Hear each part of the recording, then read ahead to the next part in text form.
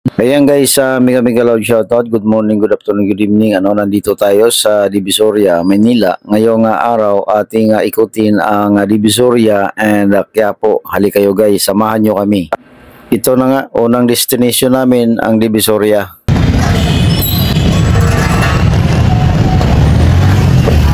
Unang bungad pa lang, kita na agad ang bundok ng basura. Grabe.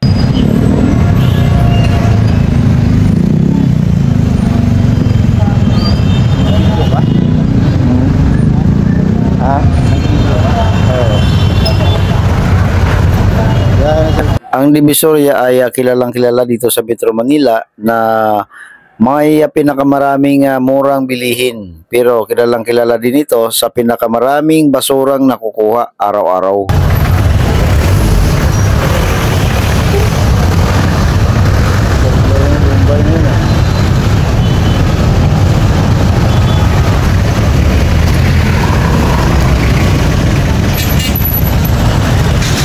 Patuloy ang aming pag-ikot at dito sa kabila, isa ring tumpok ng basura ang aming nakikita dito sa Divisoria.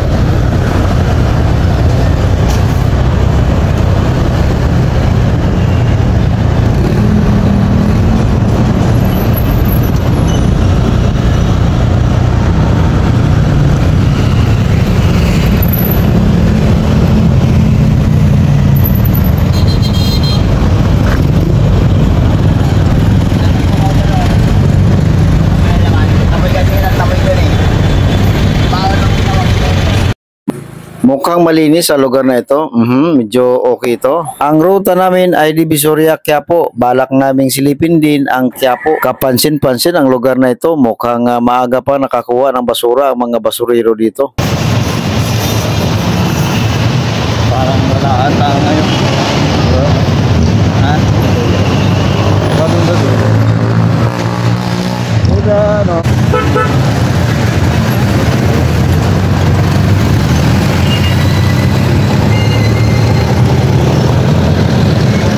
Para sa akin, maganda ang lugar na ito. Perfect. Walang traffic, walang basura, napakalinis. Approve sa akin to. Mukhang nakabawi ang lugar na ito. Kung kanina sa bungad natin ay isang tambak ng basura, ngayon naman ay linis na linis. Okay to.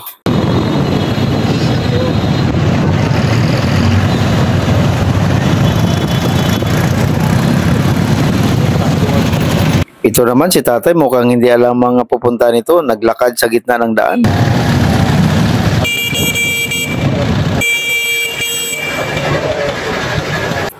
Kalsada, ginawang bangkita ni tatay.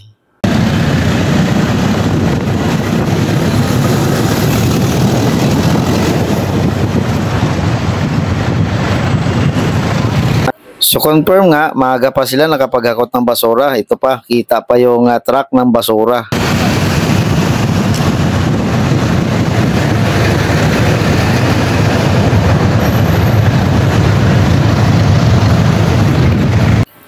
At ito naman ang Quiapo, tingnan din natin kung ano bang sitwasyon talaga dito.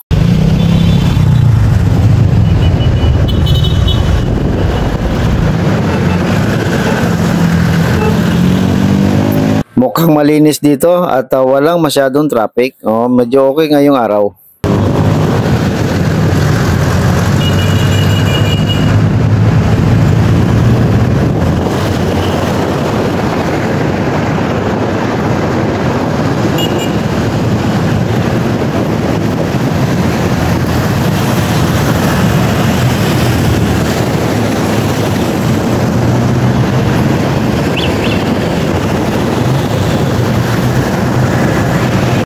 So papasok kami sa Cainta Market. tingnan natin kung ano din ang sitwasyon dito.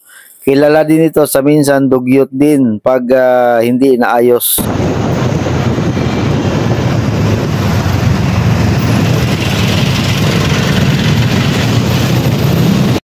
Dito sa Quiapo, mukhang okay, malinis, walang traffic. May nakaharang minsan pero yan naman ay naghahanap buhay ng mga vendors. So mapakinabangan naman at nakakatulong naman sa ating mga kababayan.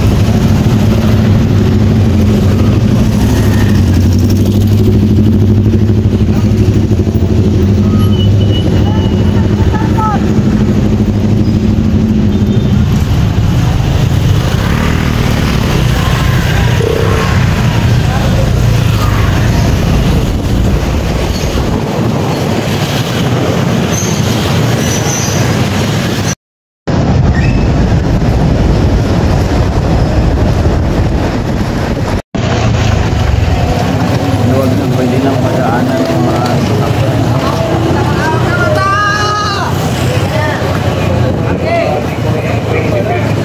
Nakahalar na kababan, 20 pesos na yan. Pasok na yun lang po.